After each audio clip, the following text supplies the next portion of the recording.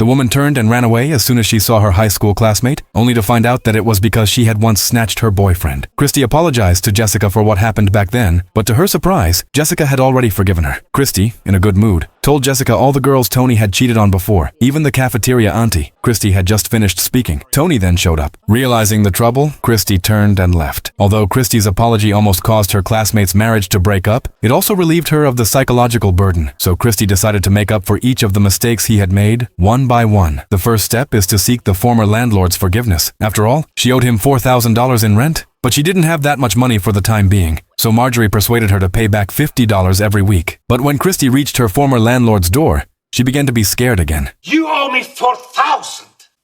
I don't have 4,000. Then you don't have your hand. So Christie walked in unsteadily. She handed over $50. To her surprise, the landlord didn't get angry. Instead, he asked her to provide the home address and went to her in person to ask for the money. Inspired by her daughter, Bonnie also went to repent for the mistakes she had made. She found her ex-husband, Erwin, and calmly took out a small notebook.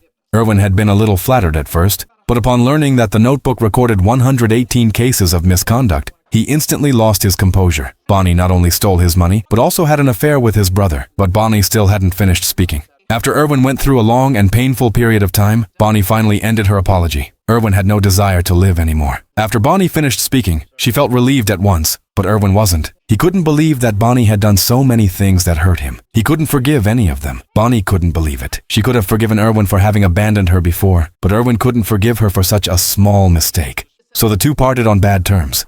But it was obvious that Erwin's love for Bonnie supported him in forgiving her. So he came to Bonnie and said that they could start this relationship. Bonnie, of course, reluctantly agreed.